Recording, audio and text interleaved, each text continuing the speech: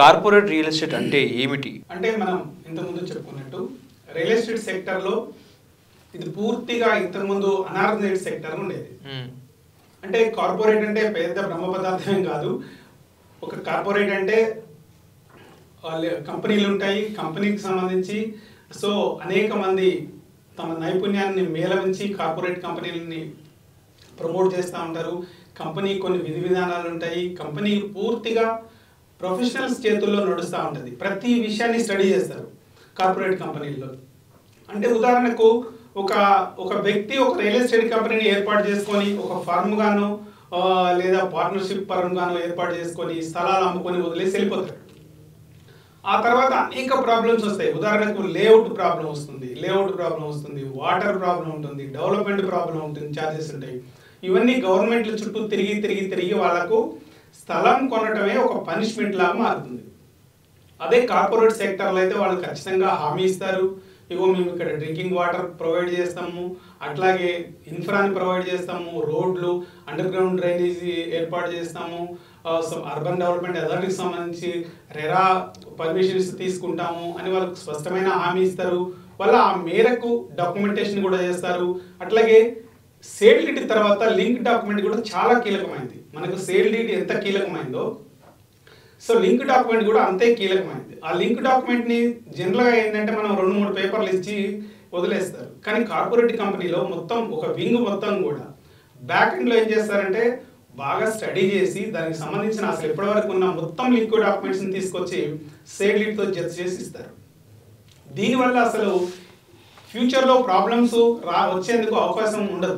అదే మామూలుగా ఏదో 10 సంవత్సరాలు 5 సంవత్సరాలు 2 సంవత్సరాలు ఒక లింక్ డాక్యుమెంట్ అని 2 పేపర్స్ ఇచ్చినందువల్ల ఆ లింక్ డాక్యుమెంట్స్ ఎవరి దగ్గర అయితే ఉంటారో వాళ్ళే అనివార్యంగా కోర్టుకి వెళ్తే వాళ్ళే ఇబ్బంది పడతారు. సో వాళ్ళు ఆ కోర్టుకి వెళ్ళినందువల్ల ఎవరైతే కొనుగోలుదారుడు ఉన్నాడో వాళ్ళు ఇబ్బంది పడతారు. ఓకే. సో అంటే మనం డాక్యుమెంటేషన్ పర్ఫెక్ట్గా ఉండాలా, అట్లాగే మనకు లింక్ డాక్యుమెంట్స్ ఉండాలా, అట్లాగే పర్మిషన్స్ ఉండాలా, అర్బన్ డెవలప్మెంట్ అథారిటీస్ పర్మిషన్స్ ఉండాలా. అదే అర్బన్ డెవలప్ పరిధి దాటినట్టయితే మనకు DTCP directorate of town and country planning permissions ఉండాలి, ఇన్ఫ్రా ఉండాలా. గవర్నమెంట్ ఈ అథారిటీస్ ఎప్పుడు కూడా ఈ లేఅవుట్స్ని పరిశీలిస్తూ ఉంటాయి. ఈ లేఅవుట్స్ పూర్తిగా డెవలప్ చేయకపోతే సో మేము దీని మీద చర్య తీసుకునేందుకు కొన్ని ప్లాట్స్ని మార్టిగేజ్ కూడా చేసుకుంటారు. సో ఆ మార్టిగేజ్ చేసుకొని ఉన్న వెంచర్స్ని మాత్రమే మనం కార్పొరేట్ ప్రాంతంలో కార్పొరేట్ రియల్ ఎస్టేట్లో మనం సెలెక్ట్ చేసుకోవాలి. అప్పుడే మనకు కస్టమర్కు సేఫ్గా ఉంటారు. అదే కార్పొరేట్ రియల్ ఎస్టేట్. ఇప్పుడు రియల్ ఎస్టేట్లో పరిస్థితులు ముందు ఎలా ఉంటాయంటే ఏం చెప్తారు? రియల్ ఎస్టేట్ ఇప్పటివరకు కూడా ఒక అనార్గనైజ్డ్ సెక్టర్లో ఉండేది. అంటే ఎవరికి వాళ్ళు అన్నట్టు ఉండేవాళ్ళు, ఏదో కొన్ని అసోసియేషన్లు అట్లా ఉండేవి. కానీ చాలామంది పెద్ద ఎత్తున ఒక బ్రాండెడ్ కంపెనీలు వేళ్ల మీద లెక్కబట్టి స్థాయిలోనే ఉండేవి. ముందు ఈ పరిస్థితి ఇట్లా ఉండదు. గవర్నమెంట్లు మరింత విధానాలు మరింత పకడ్బందీగా తీసుకుంటాయి, మరిన్న కఠినమైన నిబంధనలు పెడతాయి. అట్లాగే ఇన్ఫ్రా డెవలప్మెంట్కి చాలా ఇంపార్టెన్స్ ఇస్తాయి. డ్రింకింగ్ వాటర్ ఇట్లాంటి వాటికి ఆ ఇన్ఫ్రాని డెవలప్మెంట్ మీద గవర్నమెంట్లు చాలా ఇంపార్టెన్స్ ఇస్తాయి. అంటే విధానాలు కఠినంగా అయ్యే కొద్దీ కంపెనీలు మరింత ఇన్వెస్ట్ చేయాల్సి ఉంటుంది అనమాట. సో ఇప్పటివరకు ఏదో అరాకొరగా లక్షలు కోట్లు ఏదో మామూలుగా ఇన్వెస్ట్ చేసి చేతులు దులుపుకొని అమ్ముకొని చేతులు దులుపుకొని పోయినట్టు కాకుండా ముందు చాలా పెద్ద ఎత్తున దీని మీద ఇన్వెస్ట్ చేయాల్సి ఉంటుంది. సమగ్రంగా ఇన్ఫ్రాని డెవలప్ చేయాల్సి ఉంటుంది. గవర్నమెంట్లని అట్లాగే అర్బన్ డెవలప్మెంట్ అథారిటీస్ని సంతృప్తికరంగా ఉంచాలంటే పెద్ద ఎత్తున ఇన్వెస్ట్ చేయాలంటే పెద్ద ప్లేయర్స్ ఇందులోకి వస్తూ ఉంటారు. ఇప్పటికి మనం చూసుకుంటే బ్రాండ్లు చాలా తక్కువ ఉంటాయి మనకు, రియాలిటీ బ్రాండ్లు. సో రియల్ ఎస్టేట్లో అంటే ఈ వేల మీద లెక్క పెట్టవచ్చు.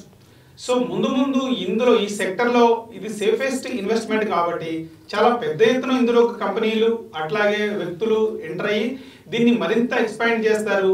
ఇందులో పోటీ చాలా తీవ్రంగా ఉంటుంది.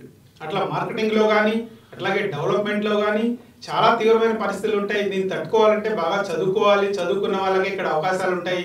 అట్లాగే చదువుకున్న వాళ్ళతో పాటు దీన్ని బాగా స్టడీ చేసిన వాళ్ళే ఇందులో రాణిస్తారు. ఈ క్రమశిక్షణ లేకపోయినట్టయితే ముందు రియల్ ఎస్టేట్లో రాణించడం చాలా కష్టం. ఒక రియల్ ఎస్టేట్ ఆయన చైర్మన్ అంటారు, రియల్ ఎస్టేట్కి అతిపెద్ద థ్రెట్ క్రమశిక్షణ లేకపోవటమే అని. క్రమశిక్షణ ఉంటే ఏమైనా విజయం సాధించవచ్చు అని ఆయన అంటారు. ఆయన మాటలను మనం విశ్వసించవచ్చు.